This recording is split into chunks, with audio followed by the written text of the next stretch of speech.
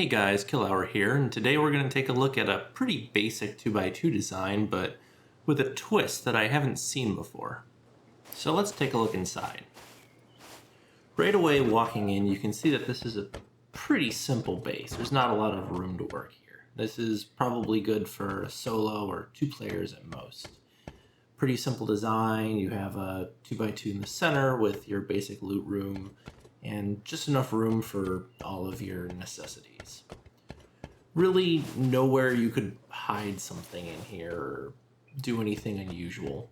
As a raider, you would probably just go through the doors, get to the end, and not give another look.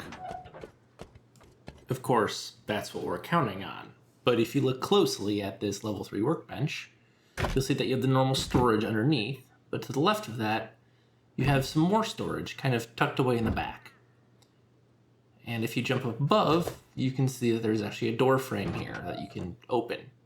This is the suicide bunker. This is how you get items inside and out of it. And if I click through the wall, you can see what it looks like inside. So in the honeycomb, I actually have 3 triangles that have a sleeping bag and storage that you can use for all of your high-level loot, where pretty much nobody's ever going to find them.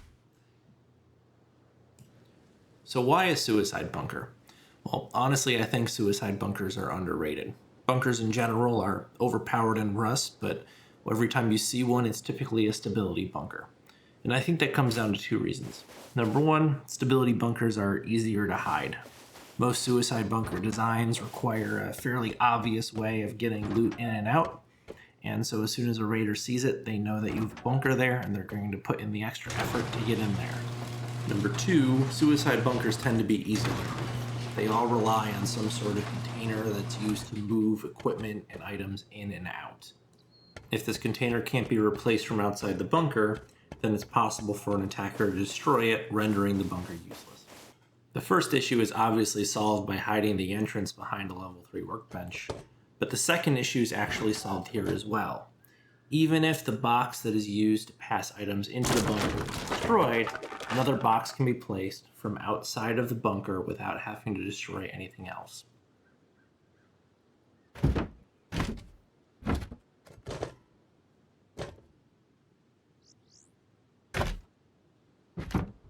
Let's take a look at how this is done in practice. I'm not going to show every detail of building this base because a big part of this is keeping it hidden.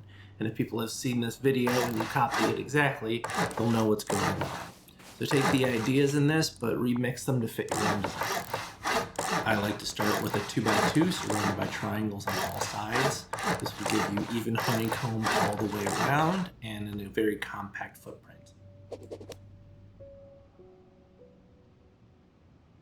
Next, build a starter base to use while you gather materials to build your bunker. I like to build an L shape with a double doors and airlock.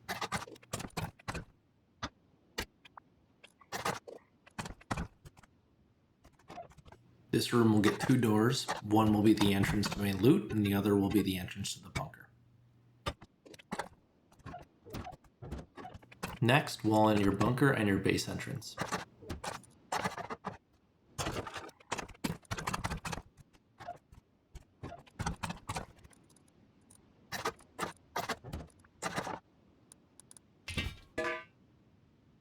I like to put at least 1 shop front here because I want raiders to see the route to the base. I want them to see that main loot is on the opposite side of where my bunker is, and I want them to try and drill through on that side if they're going to try and go through the walls. That way they end up going through honeycomb instead of through the bunker. Ideally, I want them to go through the doors, and so this kind of shows them that route that they would take. This wall will get upgraded to armored later, again showing raiders where main loot is, trying to get them to avoid drilling through the bunker.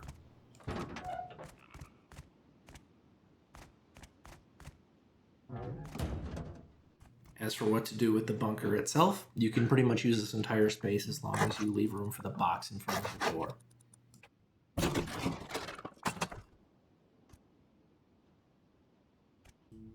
I personally like to put a partition in here. You really don't have to because the level 3 workbench and the armored door together are about the same strength as the wall.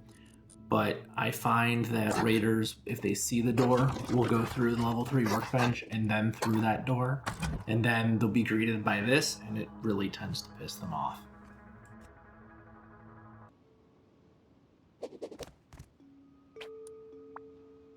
Before you place the workbench, it's really important to upgrade this door because you won't be able to place the door after you place the workbench.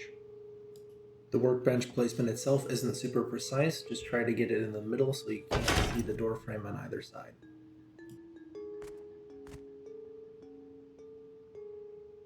You want to try and get the small box all the way over to the right so there's a gap on the left.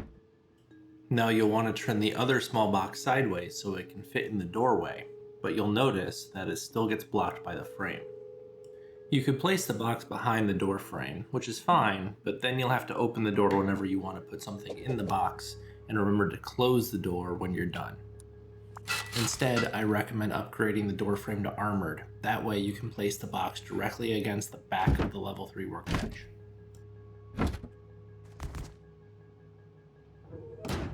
The box should still be accessible, even with the door closed.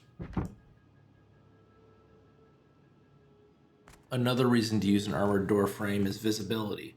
The frame itself is very narrow, and the wall looks identical to a wall without a door frame.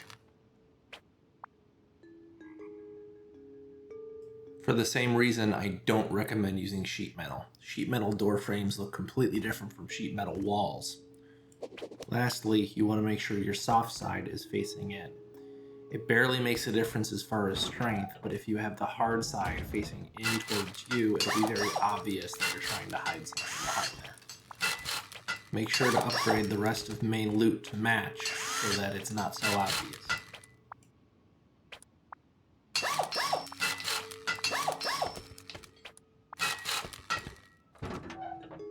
And there you go. One hard to spot, secure, and rebuildable suicide bunker. I'd love to hear what you guys think in the comments, and I'm looking forward to seeing what people do with this to adapt it to their bases. Thanks for watching and take care.